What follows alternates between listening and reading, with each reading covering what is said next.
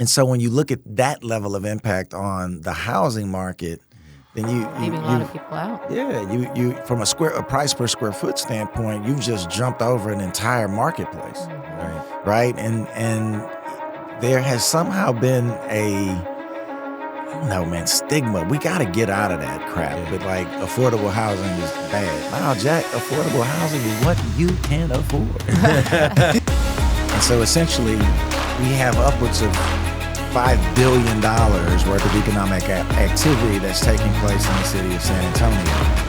So looking at that equation, it's just about where are those dollars going, right? Are those dollars going to outside firms? Or are they going to support a local firm that has local employees that have kids that use local schools?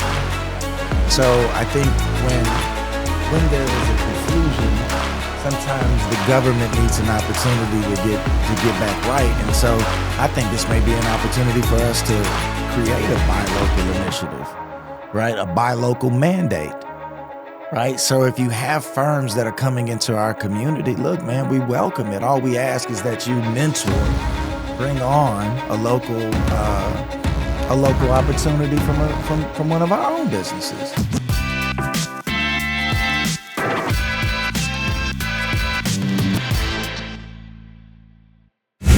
Welcome back to Always Level Up the podcast. I'm your host, Carlos Garcia, and this is my co-host, Tracy Garcia. And I have a very amazing guest today, Mr. Robert Melvin.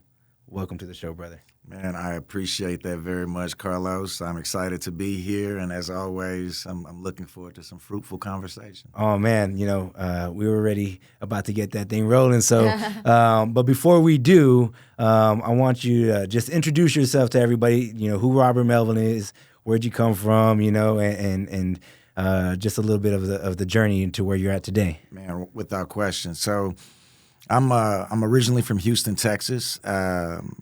Grew up the youngest of 7 children, single parent household. My elder sibling is probably 7.5 years older than I am. So that means, I was the baby of the bunch. So, I had a lot more freedoms than I probably should have. It's like the baby owns a family for some reason, man. They just get their way. Yeah, like everybody has ownership. Like, you know what I mean? Yeah. Like everybody has contributed to the, like, whatever you're... My baby's over there telling us what to do right now. Well, and not just that, but mom is like, okay, I got a little bit left in me. Y'all need to help me out. Everyone, all hands on deck. Right. I feel like the baby gets they get the best of everything. Right. Just because, when mama doesn't care anymore, you got a sibling or whatever. Yeah. So, I definitely suffer that syndrome. For sure. Right on. So, I was a typical 90s teenager. Yeah. Made some good decisions, bad decisions. And I end up being in a Scared Straight program. Right. And it worked fantastically well. What was supposed to do? My hat's off to the Texas Department of Corrections. Went and lived with my sister in Tennessee. Mm-hmm. Kind of really was able to change my entire focus, had structure in my life, played organized sports. Just was able to see things from a different optic and leaned into education, attended Xavier University in New Orleans, Louisiana. Had a fantastic 4 years there. And then I went on to clerk for Janet Reno under the Clinton administration as a first-year intern. Wow. So, those journeys are filled with the hand of God and just kind of making moves in directions when you least expect it. Right. Met my lovely wife, and then I went to law school at Michigan State. And I served Governor Jennifer Granholm as her law clerk for 3 years. Wow, that's impressive. Yes, sir. How was that law school experience for you? It's a different way of thinking, man. Like they say they teach you to look at a situation from all sides. Mm-hmm. And I can honestly say that is the one thing that, like, I'm always cognizant of as many optics as I can possibly be before I make a move. Right. It's kind of like chess, right? Like, oh, yeah.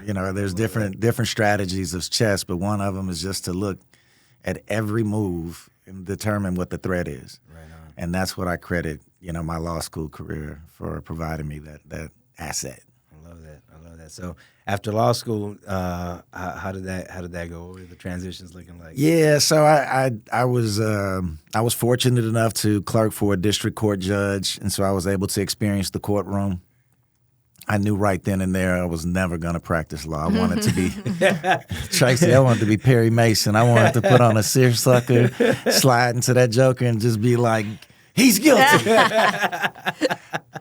But That's funny. The realities, man, it wasn't like that at all. In my experience in courtrooms were definitely on the wrong side of the bench, I'll tell you that much. So I knew I didn't want to be a lawyer or anything that had to do with a courtroom. I mean, it changed my perspective. I still keep in contact with Judge Krause today, but I decided to get into more of the business side, and I was fortunate enough to get picked up by Cliff Winkle and CDS Construction in New Haven, Connecticut, and that's where I learned everything there is to know about the political game, the construction game, and everything in between, and how they work, and how public-private partnerships come together, and how city planning comes together, and it's not a fast game, Right. And so I've grown to appreciate those moves, and then I got a call from Governor Perry's office asking if I would be willing to lead their small business advocacy program. Mm-hmm. So that brought me home. Yeah, that's awesome. Back to Texas. Back to the Lone Star. So in that capacity, I serve the state of Texas' small business community with their growth and development strategies, kind of looking at what is it that you're bringing to the marketplace, what is its viability beyond your current market, and how do we get it there in a scalable way where you're not overextending yourself. It was fun, just getting to know the state in such an intimate way. I'm forever grateful. But I got bit by that bug. Yeah. That entrepreneur bug climbed in. Right. It bit me. And I hold on. There's something here. Yeah. I see opportunity. Yeah. The life of an entrepreneur, right? So I walked away from the administration in 2010. Mm-hmm. And my first project was the revitalization of downtown Port Arthur and the Sabine Hotel. And so, that was, if you're familiar with Port Arthur, it's surrounded by oil and gas refineries, a lot of environmental kind of conditions that, are of concern. But it was an opportunity to kind of, not talk about it, but be about it and be in the community and kind of experience those harms firsthand. And I was fortunate. I met some good folk. And so I started working with Bechtel, Motiva, Total, which were oil and gas refineries. And found myself doing oil and gas supplies in Equatorial Guinea. Man, that's crazy. Yeah. I mean, just think about the transition, for a second. And I let this settle in for me. Is go from the Fifth Ward, and you over here move. You making moves and learning more about this economic impact of business and oil and the entrepreneurship life. I mean, you just complete change. Man, I think, again, when you look backwards, it's very clear. You see the hand of, God, Jesus just kind of pushing you. And I'm not, I'm just being real when you think about the Amen decisions. to that, man. Yeah, no. I'm with you. We don't talk about it enough, but I can see the moments where, a decision was made that I can't really account for. You know what I mean? And at that point, you realize that Jesus takes care of babies and fools. He has his way with His the love fools, does right? not waver. And I'm just holding on. I'm like, man, maybe I'm still a baby in God's eyes. But, the likelihood of that is probably not.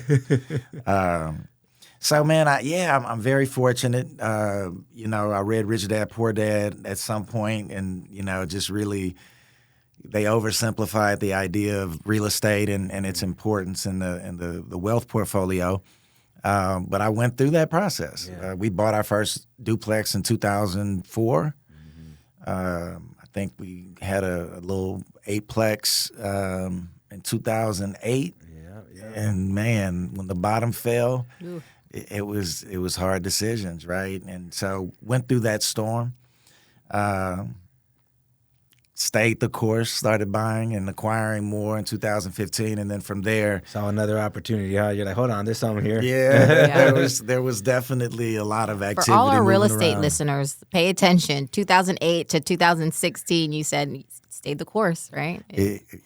I can't stress it enough. There is no gain without pain. So if you do not have the stomach for it, I would encourage you to go somewhere else.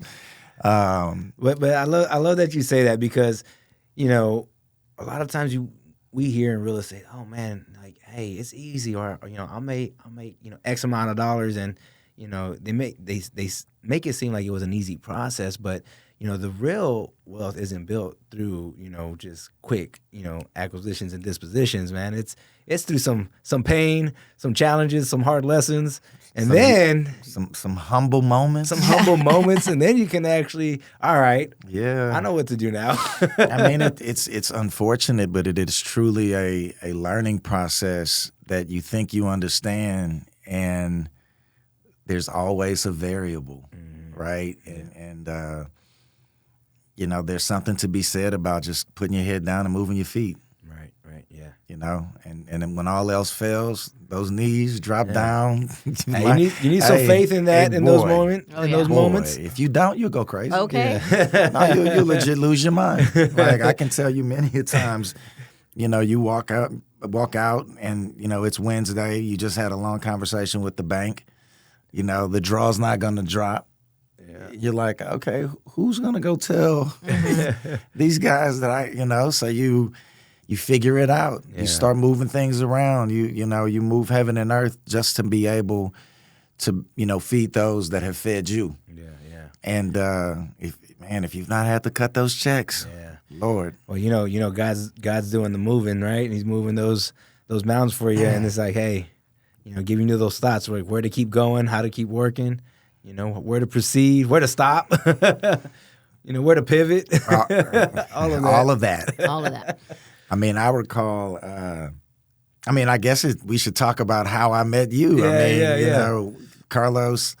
I was in the acquisition phase, and he was in the selling phase. That's right. And it was a match made in heaven. Good deals, baby. That's all. Like, hey, one of the things for me was like, you know what? I just want to be known as the guy that gets good deals, and the people are gonna make money from what I'm selling them. I am Robert Melvin, and I endorse that statement. Carlos has always been a straight up businessman, and he has made me a lot of money. So I'm grateful, and I'm grateful to be able to tell these stories. Me too. Years later. I mean, we could be going in a completely different direction, but no, you've been a part of my journey from the very beginning, and so you've seen the ups, the downs, the peaks, the valleys, the confusing moments, and. Right on. I was always grateful, man. You used to come in and you always change those words. And I will say that words matter. Yeah, they do. I was complaining. He was like, man, what are you complaining? No, baby. You're looking at this wrong. And he looking up at the building. He's like, oh, no, she's teaching you. Yeah. She's giving so much to you. She told you something in this building that you're not going to do in this building. I seen a bunch of buildings erected. I'm like, hold on, this value here. You got this up, baby. Like, come on. No, but it was just but he was right? It was just how I changed the perspective of how I was looking at the moment. And, I tell my kids today, the words you use are the ones that are going to come true, Yeah. So it's always a blessing, and what is the education that I can take away from this moment? Well, for that one, man, it's you have to actually reframe what you're feeling, because if you're feeling the negative, then that negative emotion is only going to draw more negativity, versus if you look at the positive and you try to find that silver lining, then it's going to expose a bigger opportunity and a way to finish whatever it is that you're working on. And I think that's what we got to look for, because it sounds so, and it is easy, really. Like it's intentional. Mm-hmm. Like, and when you're intentional, you're able to kind of appreciate it. But it's so simple just to do the right thing. Yeah. right? And we know the rules of the game. Yeah. Like we're all familiar with what we are supposed to do and what we're not. Right on. So what was the transition for you? Oh, I mean, you ain't about to just sit here and pound me with questions. Hell, I'm running for mayor. I'm gonna be answering questions. Hey, you get your shot too. Yeah. And it's funny that you asked that question because during that time, I was a general manager at a real estate company that was doing really well. We had a lot of we acquired a lot of properties in San Antonio. We sold them, and we had a good thing going. But change happens too, right? And same thing for me. It's like I had to make a decision, and there was two courses I could take. Right, one is I could stay on the same path, and growth seemed limited in that path, or two, I could make a decision to pivot, do my thing, go down the path of entrepreneurship, level up, and put myself through something that I know that was going to be hard. So, and the words that I'm giving you, it's my turn to eat those words too. You know what I mean? So, that was my transition to where, not only was I making a move from a company that took care of me, that did me, they did me justice. I did very well with them. I had a nice, fruitful career. To something where I was like, it's time for me to go through something that nobody else can teach me, but the pains of entrepreneurship. Yeah. And that's when I created Level Up Realty. With my beautiful wife here that's been supporting me along the way. Well, that's always a beautiful thing. Every time I see you guys, we're happy. Lisa and I were always like, oh. We're 2 years in building this thing, and it's of course me as I try to be the voice of reason, but also a supportive wife, as as the Lord has guided me to be. But leaving a career, my husband leaving a career of 12 years that provided success, a little bit of comfort, right? A lot of comfort. Yeah. To try something new, and and at the same time, I'm a stay-at-home mom. I'm dabbling in entrepreneurship myself a little bit, and I'm like, okay, is this what we're gonna do? Like, sell the house? Is that God is speaking to me in roundabout ways, but I needed to be still enough to listen to okay, what's next, right? What's next for us? What is the best next step for me to take as a wife, to help my husband, to build him up so that he can have confidence in chasing this dream. And 2 years in, I'm grateful that we're on this road together.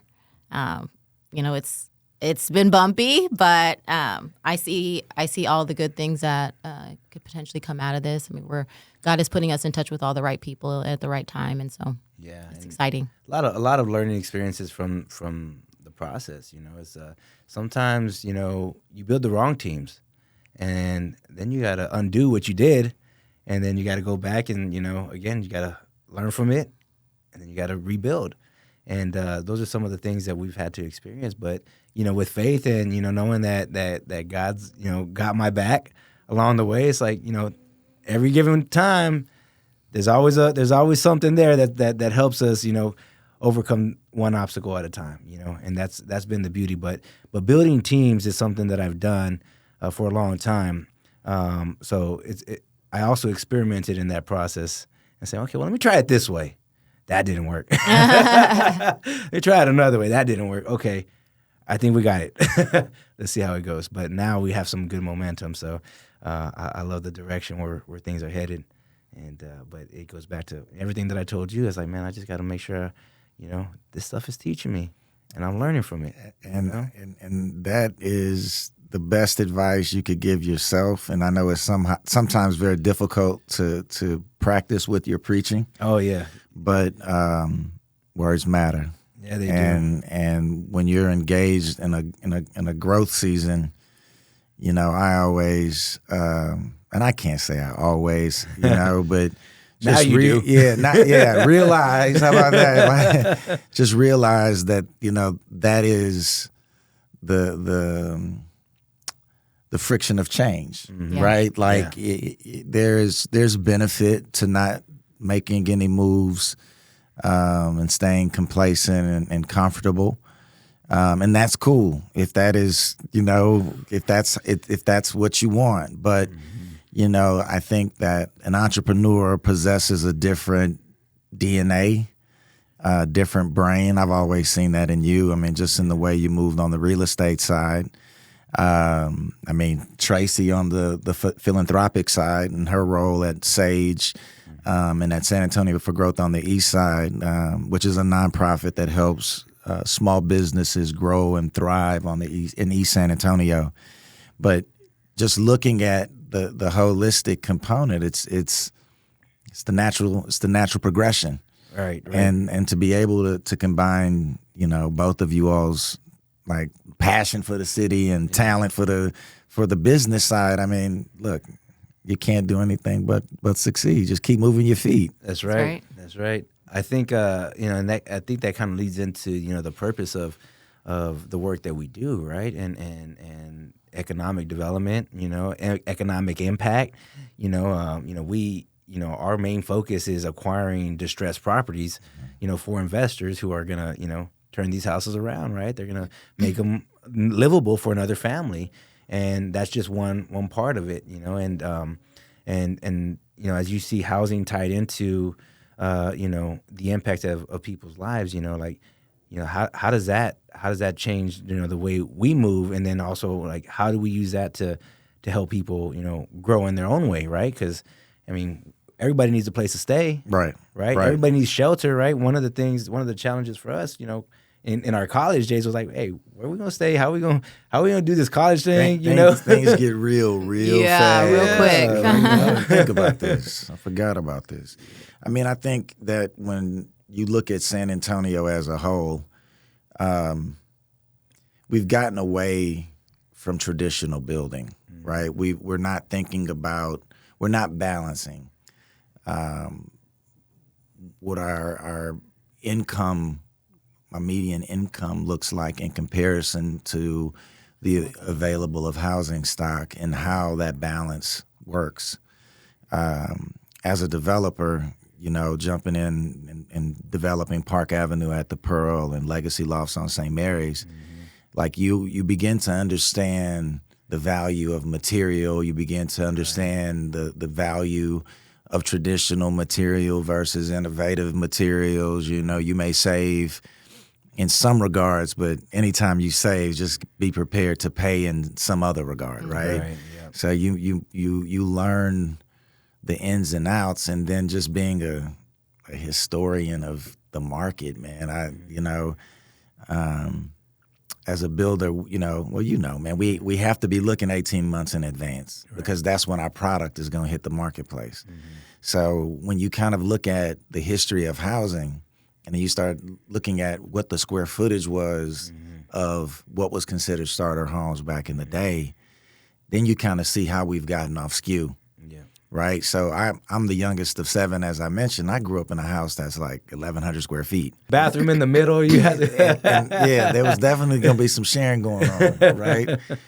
And so you kind of continue on, and then by the time I was in the market for purchase, a starter home was 3,000 square feet. Yeah. A decent one, like, Yeah. And what I mean by decent is just that everybody has, a bathroom.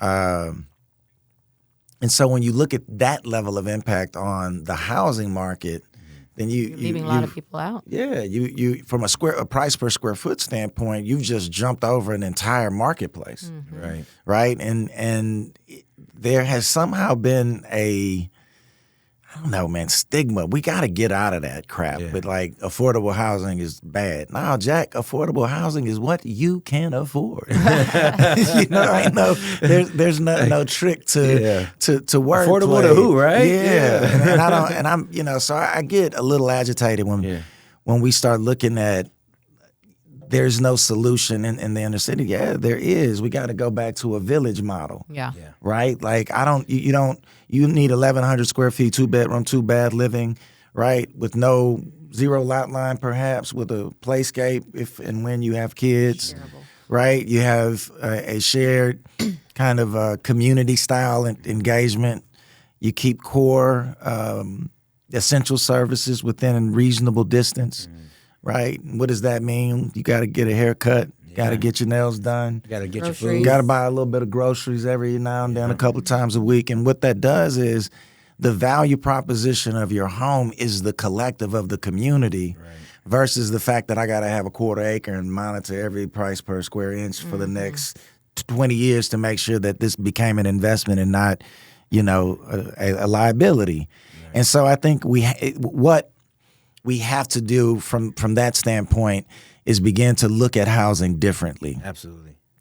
And as a developer, that's one of the reasons that I'm running for mayor. Yeah. I don't say that enough because I'm not a politician, so I'm supposed to be bragging about all the stuff that I've done. But the reality is that I'm not running for any other reason other than for our generation and our people it's our time. Like this ain't a hard equation for me. Exactly. Right? I mean, we see the neglect that takes place in and around the city. I mean, I know you've been intimately involved in East Side activities. I mean, every time I met you in the hood. Yeah. So, so it was a transitional neighborhood, man. Yeah. Up and coming, baby. but the value proposition and teaching others to be able to benefit in the way that we have, right? To make San Antonio an environment that's known for this kind of cool co-opetition, right? Where it's like, yeah, we can be competitors, but I don't have to wish poorly upon you. Right? We can come up with solutions that benefit the greater good without taking money out of, anybody's pockets. It's just about education. Right on. And so how do we do that? What does that look like? Like, how are we able to, encourage this, local economic growth with innovation, with education, job creation? Like, these are talking points that we're going to continue to hear from the number of candidates that there are. But what are some strategies that you have in mind to kind of get this conversation to the forefront? Absolutely. I mean, look, you've known me a long time, and you've known me a long time. And I met y'all in two different settings, which is just ironic enough. The reality is that we have seen it done successfully all over the country, right? When we look at how do you bring sustainable investment into areas of disproportionate impact, right?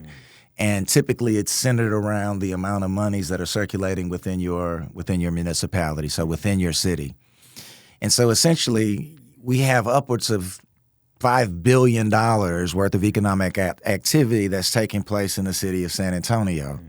So in looking at that equation, it's just about where are those dollars going, right? Are those dollars going to outside firms, or are they going to support a local firm that has local employees that have kids that use local schools? Yep. So I think when there is a confusion, sometimes the government needs an opportunity to get back right. And so I think this may be an opportunity for us to create a buy local initiative, right? A buy local mandate, right? So if you have firms that are coming into our community, look, man, we welcome it. All we ask is that you mentor, bring on a local opportunity from one of our own businesses, right? So that we can begin to learn to do what apparently we can't do for ourselves now because we have so many outside influencers. Right, 100%.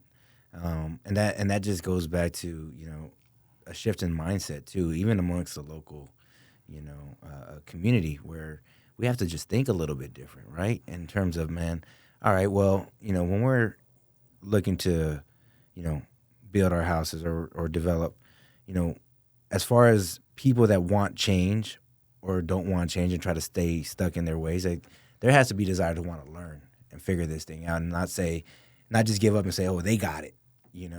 There has to be a desire for, like, how can I learn this, and where are the resources where I can be part of this and actually have a change for my own family, so I can level up my own profession, my own lifestyle. But housing is it's a stepping stone, man. You're gonna start an apartment. It's cool. There's ways for you to grow from that, and the same thing. There's ways for you to grow in a career. You start wherever you start, whether you graduate from college. Some people start as interns and they work their way up, So there has to be a level of education to where people know, where do I go to get the right education and get the right resources, and who can mentor me. And then once, these outside companies, agree to participate, right? And then it's like, okay, cool. Boom. Here's the resource. Here's the knowledge that's available for you to work. Now you just got to bring your best self and do the work that it's going to take for you to advance. So I'll say this. I have a mentor that used to use the analogy of starting a business is like planting a seed, right? And you stick it in the soil. You make sure that the soil is ripe with the nutrients necessary, and you just pray and hope that something comes out of the ground, right? But then as it comes out, you can't cut it down and eat it, because at that point you just see a leaf. you just ruined the opportunity for regeneration and for cultivation and for growth.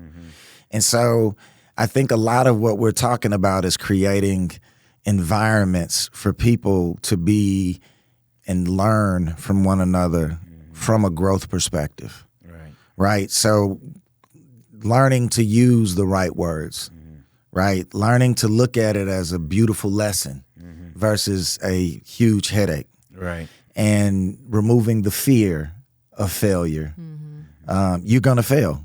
No doubt about it, Jack. You're going to fail. You're going to fail hard. You're going to make ass-backwards decisions that only make sense to you. Sometimes those decisions yield fruits. Sometimes it doesn't, right? And you can't explain to your wife, I love you, baby, why it worked and why it didn't work, right? And so there is a level of patience that is required in any endeavor when you go out on your own. Because you don't know what you don't know. Your business model looks good on paper and that's it, or in your head and that's it. You've never tested it.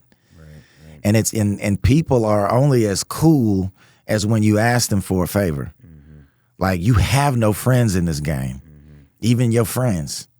Because when it hits the fan, and by golly, it will hit the fan.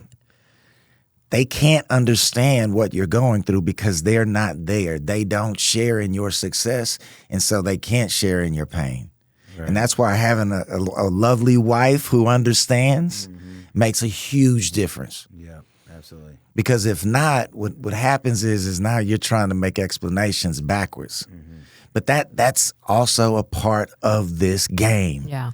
And if you think it's not, just go have a conversation with some of the most successful business entrepreneurs and owners, right?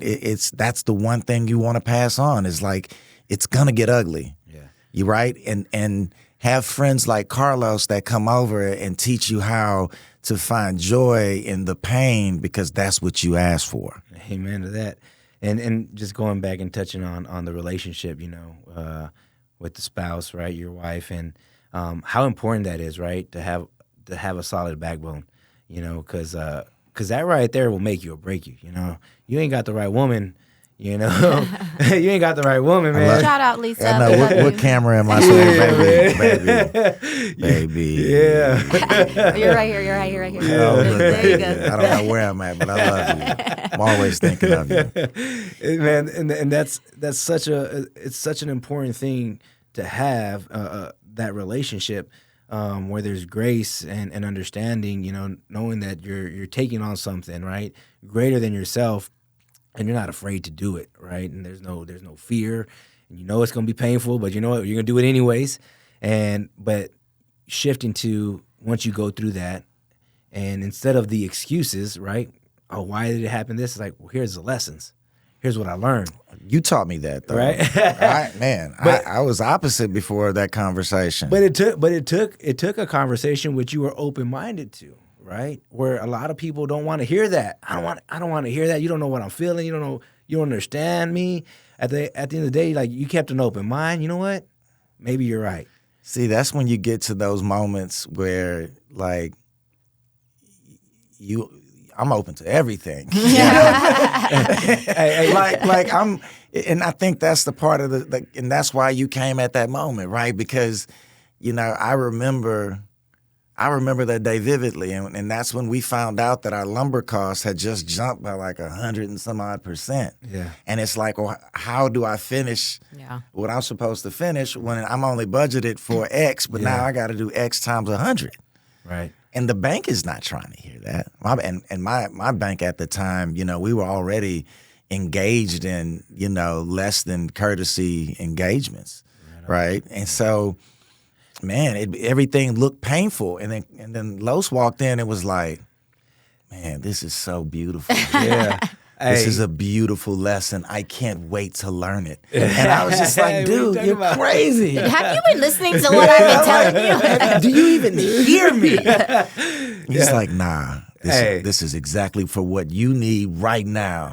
You'll get through it. And he got this big ass grin on his face. And I'm just like, man, if you don't get out of here. And then my brother came in later and I was like, this is a beautiful opportunity that we're learning right now. And I hit him with the same words and it worked. So I was just like, all right, I got to change the way I'm thinking. Hey, look, I have to share my source of information. So in Think Your Way to Wealth, original classic version by Napoleon Hill, this is one of Andrew Carnegie's principles of success, and it's learning from adversity and defeat.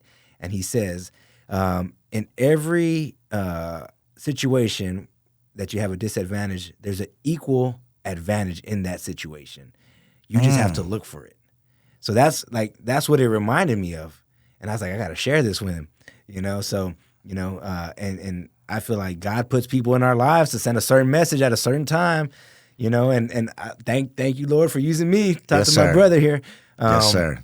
But we all need, somebody to support us along the way, especially in times of struggle and challenges, and because we'll get through it, and better days are ahead. We got to learn, and we got to figure out what do we do next. Right on. Because we can't just sit there and just not do anything, right? Right on. There's decisions that still have to be made.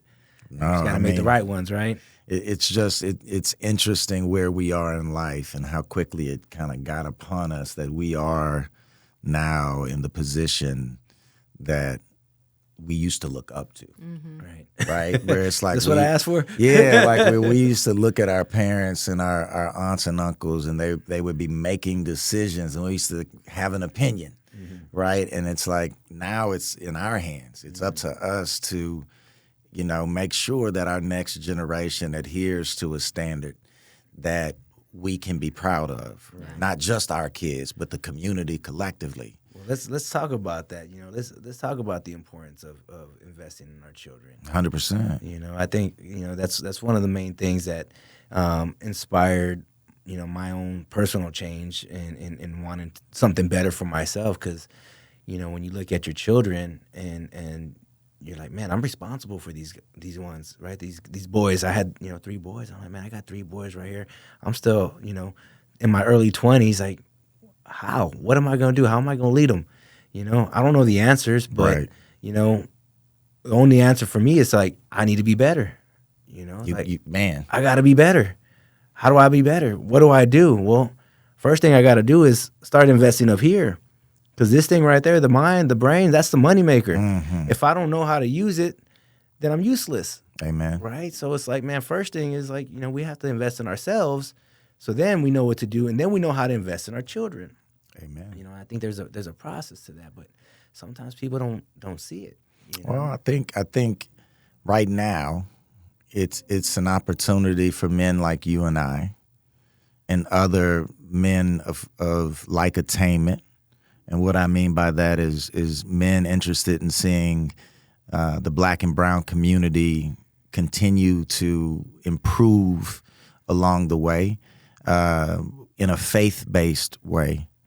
I don't want nobody to ever misinterpret who I stand for, why I stand for, where I stand, and how I stand. Like I can't, and I've never danced to a tune that I don't like, and don't expect for me as mayor to start engaging in a practice that has been foreign all my life. Right. So I think that the most important thing is that we know that there's nobody taught me how to be a husband, how to be a dad. Right. How to be a homeowner. How to invest? I mean that financial literacy, like you kind of learn through like the what is it of Hard Knocks, like School of Hard Knocks, right? And I think there's a lot of it that we can do right now as a community when it comes to mentoring our kids, when it comes to calling out our faith leaders. And I've been saying this a lot. Having our faith leaders to stop sitting in their churches and get back in the street. Yeah. Like start doing things in a loud way, not just for your parishioners, but for the city, right? Grow your flock. Like get back to when I was a kid. Like, the church saved my life, right? The Catholic Church used to keep the basketball gym open damn near 24 hours a day, Right. just so you could have an option. So when it got hot outside and they knew you had to be outside, you had a place to go for refuge. Right. And I don't see that as much. And I'm out and yes, I am in these streets very often, very deep. But I see a lot of opportunities being missed when I look at all this green space that we have. Right. Bringing our community back out. Right. COVID did a number on us, but bringing them back out unapologetically, having a good time together, seeing people, of success and sharing with our kids, what's possible. Right. And San Antonio is uniquely positioned for that because that is in our DNA. Absolutely. And I want to add to that. And there's another organization that had a great impact on my life, and that's the Boys and Girls Club of San Antonio. Oh, right on. Amen. Yeah, amen. Man, like that, when you talk about refuge, like that was safe space. I go there and like, man, the basketball courts, I mean, there was people there like that kind of protected us, from the violence that existed outside. Right. And just having that environment to where we can have fun as kids and children, not, be fearful of our lives, and allow you to breathe, like we were talking about. You just need a place to breathe sometimes. Yeah, man, and learn and actually socialize it, but not having to worry about it being a fight. Right. But stuff like that where you leverage these other spots where we can start to get to the youth and teach them how to become young men, young women. Yep. And make friends with our neighbors. Understand who we're in the neighborhood with. Right? It's like we don't know our neighbor's name. We know one person on the street at a 30 houses, and is that not the only reason we bought the damn house? Right. Was so that we could live in a neighborhood and eat apple pie together. But some of the things that what you were just talking about, I think we have to start holding our people accountable in a different way. So yes, as mayor, I want 300 additional officers on the street because that would keep us in tune with other cities of our size, right? With an expectation that they have to engage in a mentor protege program, right? They have to get engaged in the community in a way like they were when I was a shorty.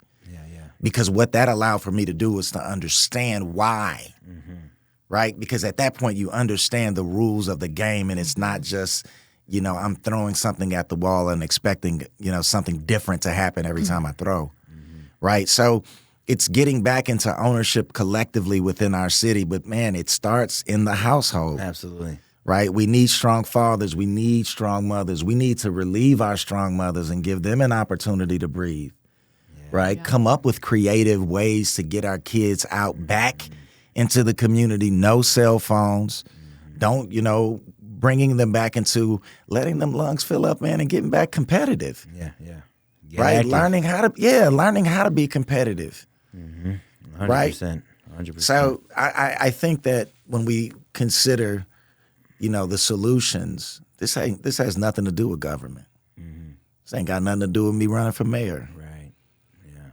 This has everything to do with us as a community coming together and just saying, man, look, it's enough. Like it's enough of the foolishness. Yeah. Like we didn't let y'all play way too much because clearly the adult has left the classroom. Right. Right? Like y'all don't know how to do it. We get it. Step aside, allow the adults to step in and put us in a position for us to win. Yeah. Right? And this isn't a slight at anybody at all. And you know me well enough that I don't do things of that magnitude. Right. But it is a calling where you got to go, okay, well, if we continue with the same type of leadership, can I expect something different? Right? Yeah. And if we are looking at new leadership, what is their qualifications that they bring to the table? Right? And then what is their relationship across the board? Are they engaged in the community? Right? Look, they got some great candidates out there. I've become, way too close with way too many of them. Just because I'm not I'm not your enemy. Yeah. I just want what's best for the city of San Antonio. That's right. Yeah. And I'd step aside if I believed that there was someone capable of actually getting it done. And I love that, because what you're doing is you're representing the change you want to see, right? And that's the main focus of leadership, man. It's like, if you want to see something different, you have to stand up for it, and you have to move in that way. But also you have to be able to share what it takes to get to that better place, And as a city, there's just a lot of work to do, We got a lot of citizens too, We got a lot of people like you, Los. We got a lot of people like Tracy. No, bro, it's us. Yeah, but think about that in the culture, right? The heritage, right? There's so much diversity, but there's also a lot of similarity, and there's a lot of integration, right? And we see this throughout our west side, south side, east side, and one of my goals is to get rid of that side crap. Yeah. Like we just San Antonio, right? And the reason is because, again, Los, like you taught me, words matter. They do. So if there are sides, then there's something that can be pitted against that side. Yeah. Right? And you see that often with, the misconception that, the west side is getting more than X, east side, and south side ain't getting what the west side got. And in removing those words, then we just want better for our people. We just want better for our city.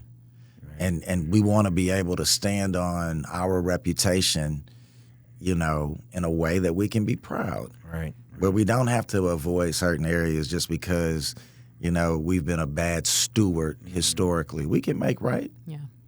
And I know you said, it's not, these are things that government doesn't have to be involved in. But if there is a way, is there a solution where there is, public and private partnerships that could at least get the ball rolling for these types of programs or community connections to happen?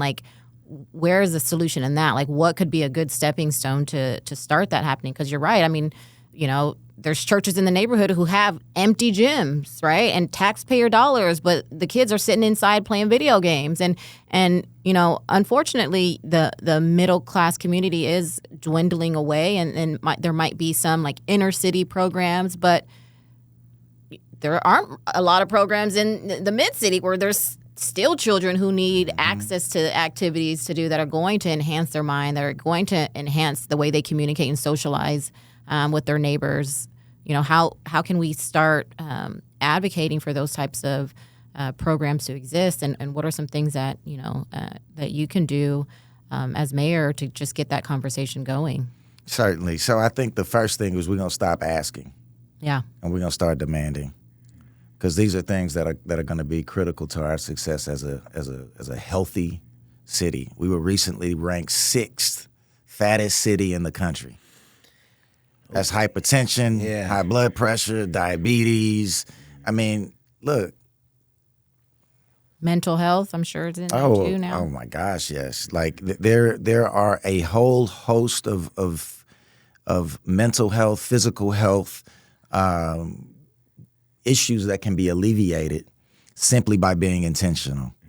And we have all these green spaces. We have all these parks. It's about collaboration. I love what you said, public-private partnerships that allow for us to expose gyms like Soul Fitness over on the west side, to teach them how to move, how to be more active. It's rethinking how we design our communities, where instead of us being neighbors and not going and visit one another, it is designed intentionally to force interaction.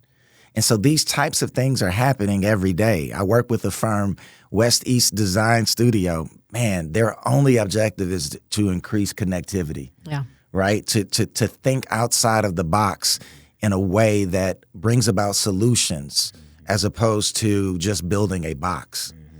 And so I think if we can start to double down on our local kind of infrastructure, our local firms, allowing them an opportunity to participate, we can really change the landscape of how we view our city, how we look at our green spaces, how we interact with our kids. You know, what do we think of when we think of downtown? I mean, is there cars that's moving around? Do we drop it where you got to park elsewhere and engage and walk and make it a walkable downtown? Right? There are a number of things that can be done really quickly, but it's going to be painful. Yeah. And I'm not going to be popular. And if anybody out here, y'all got to know, listen, I'm not looking to be popular. I'm not looking to run for nothing other than mayor. I'm going to hold people accountable. People going to be very uncomfortable with me. They already are. And that's okay. Because everything that I've been a part of, we fix. Why? Because I bring the right people around in order for them to be the experts that they are to get the job done in a timely, cost-effective, and efficient manner. Right. Yeah, I think, you know, when I think of the city and I think of, you know, everything that we stand for, you know, I think there's just, when there's contribution to all parts of the city, you know, in terms of investment, you know, whether it's education, whether it's development, like, man, these things are just important, right? Because when we go back to the children, we talked about investing in the children, right? And you know, teaching them how to, you know, use their minds. People that are aspiring, right? I think of people that are in poverty because like that's where I came from, and you know, when you're there, it's almost like, how do I get out of here, right? So the only thing that I lacked were the resources, you know. But when it took one person. It took one person to believe in me, to guide me and lead me in the right direction. This woman right here. it was It'll make me tear up, man. It was a positive influence, man. But just think about that. Like, think about all the souls that are out there that are like, man, how do I get out of here? How can I change? I grew up in this. I don't want to be this, but how can I be better? And then also, how can I? Because this is something that motivates me. It's like, man, how can I bring something to this environment to help the ones that are looking for that way out, find a way out, improve themselves, develop them physically, mentally, spiritually. Amen. Right? And so that way they can come and make an impact, and then they can do the same for their families. And then boom, now that's that domino effect, right? And it has a generational effect where now we're really changing lives. And we're not dependent on the government to make the change. The people are making the changes because it's possible. Yes, sir. But you're right though, it's painful. Like this, we just need somebody that's willing to get out there and shine a light on it and keep it pushing, right? Everybody, you know, deserves an opportunity to make a decision. And I say this all the time, like, I'm just looking for me, Jack. Like, I'm looking for that knucklehead that, like, just was looking for something other than, right? Like, you know, and if I can find one along this journey, I'm looking for you, right? Like, it's us getting back into the place where we know greatness exists, but based on the conditions of the soil, those seeds aren't able to grow like they should. Right. You know, San Antonio operates at 20% or at or below poverty. That's damn near a quarter of your population. Right, yeah. Right? And so when you got the opportunity to identify something so specifically, then why isn't it being addressed so specifically? Yeah. I have a Pastor David Rodriguez over at 78207. He has a church. Brother is ministering and really changing lives over on the west side. But when I talk to him and we're kind of going through it, you know, he points out, man, this thing has been like this for the last 50 years. So it's if we understand that there's a problem, isn't there a solution? There's always a solution. Right? I mean, and I even being tongue-in-cheek, like, can't we just at least move the needle to some other zip code? Like, change the number, right? Like, there are creative ways for us to make ourselves feel better, but you can't tell me that my zip code is the poorest zip code and everything I see around me is torn, or as my kids used to tell me, Daddy, where you grew up, everything broken, right? But no, it's about changing the environment and the way that we look at it. And that takes us. Yeah, it does. It does. And it takes the ones that have actually made a change to you know, use them words, right? The words of encouragement, right? Just a simple, beacon of light, beacon of hope, and some belief in somebody that they can actually do something greater than themselves, and be a part of something big, and change it's hard, but you know what? It's possible. Like, and it's gonna happen. It's either gonna get better. It's gonna be painful regardless. It's gonna get better. It's gonna get worse. But man, if we can choose to improve, then man, it's worth it, right? It's worth it because we're not limited in resources. The resources are out there, and the most powerful resources is the mind that we have, man. This thing right here. Like, once we learn how to use that, and we teach other people how to use it, and when they understand that this is the creative workshop to make things happen within their own environment, change their environment, go somewhere else, learn something new from somebody different, then that empowers them to do things that they never thought they could do before. But man, the crazy thing is you can only imagine what you've seen. Yeah. Right? You can't, the scope of that beautiful workshop is limited by what I can see until we can shine a light on it. Yeah. Until we shine a light on it and they see some things changing and right before their eyes. Like, hold on. Right. Somebody believes in us. Right. Right. And that's all it, like I said, we just got to get out there and tend to the garden. That's it. Right. And provide them, opportunities to see, be, and engage differently. And to hold folk accountable. Like I said, I'm not here to make friends, man. I don't, I've been alone. This journey is a lonely journey. Like, and what I mean by that is, you have to learn how to figure it out. Mm-hmm. And that can't take place in noise and chaos and opinions and others' thoughts, right? That's only being in an environment with like-minded energy and souls that we're able to kind of clear that out. So, look, I'm fully prepared for whatever is to come with this. Yeah. But I also know that in order for us to continue to do it, we got to get active. Yeah. That's it, action. Right? And we got to be able to have a plan of action of how we get them to see something different. Right? How do we take advantage of some of these assets that are sitting out there unused? Mm-hmm. They closed like 6 schools on the south side. Mm-hmm. What's gonna happen? I mean, they're even closing schools on the northeast side. Yeah. I mean, but we got to start talking about it because, like, at the end of the day, I know the whole bunch of adults that need to go back to school. Yeah. Like, serious. I'm like, man, how do we start? Like, that's a building of education and learning. Let's what's next? Mm-hmm. Let's start teaching financial literacy. Let's start, teaching home ownership. Let's start talking about parenting and family and start to address these issues that are meaningful and that move the needle. Yeah, 100%. Well, there's definitely a lot of work to be done, and I think being someone that represents it and that leads from the front and takes action, no matter where you're at. I think that's where we start, And I think, too, for whoever's listening that has an idea that they've been sitting on, get out there, talk to your neighbors about it, talk to your HOA. It doesn't have to, you don't have to wait on Rob to answer your DM, right? Yeah. It's like, use your voice. I'm sure they're in there. That's my wife that run that. So ain't no DM. You DMing your an issue. But you can reach me at 210-727-8943. That's my 24 hours a day phone. I want to hear from the constituents. I want to be invited to your house. I want to have, these home kind of meetings where we can bring our friends together and really have a dialogue that is, rooted in real answers as opposed to the canned kind of, options that you've been given.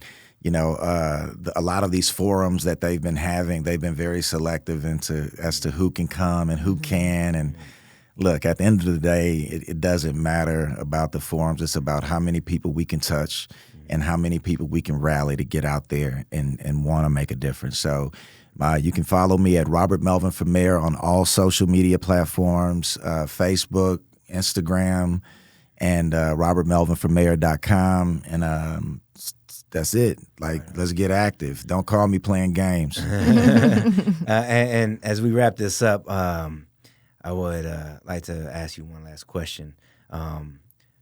What would be your best advice to somebody out there that's listening on what actionable steps that they should take? Whether they're their backs against the wall. what can they do? Well, I would first tell you to get your relationship with the Lord Jesus Christ in order. Amen. Have some form of relationship, and be prepared to talk to Him often. And the second is just to realize that this too shall pass. That in our darkest moments, the light will come through. Sounds corny. I can't explain it, but I've never been in a situation that did not improve. And the last is to keep moving your feet. That nothing is going to come magically. Nothing is going to just happen because you slept all day. You got to get up, move your butt, get out, be seen, share your story, ask for help. But those are the three things that I think you for me have been my go-to. And the first two I'm pretty good at. So I love that. I think with that relationship with God, man, that voice becomes a lot louder in what you should be doing in the moments where you don't know what to do. and if you're quiet enough, like Tracy said, you can listen. Hear the answer. Yeah, it's wild. And you may not like it. So be careful what you ask for. Love that. Well, man, I appreciate you joining us today, man. Thank you for sharing all your experiences, your stories, man, what you stand for, and we'll be rooting for you. Hey, man, I am extremely grateful to be able to call you all friends of 15 years and to watch you have, just grown leaps and bounds from, like dog leveling up. Every time I see you, I'm like, yo, my guy is like next level. So, having friends like you make me just excited because I know I got to keep pushing, because if I don't, I got somebody behind me that's going to put a foot on me. Right. Hey, that's one important thing right there. Make sure you have a good circle, man. Indeed, without question. Love that, brother. All right. That's a wrap. Thank you all for joining us. Hope you found some value. If you want to reach out to Rob, you know where to find him. 727-8943, area code 210. Robert Melvin for Mayor on all social. robertmelvinformayor.com. I am number 3 on the ballot. That's right, 3. And if you guys understand the power of the Trinity, then you already know we got a lot. We got a lot in our favor. Early voting starts April 22nd, and election day is May 3rd. So if you like any of this that you hear, reach out. Let's talk. I need volunteers. I need block walkers. I need meetings. You notice I'm not asking for cash. I can't buy San Antonio, Jack. We gonna work. So. Get in contact. Let's make a difference. Yes, sir. All right. That's a wrap.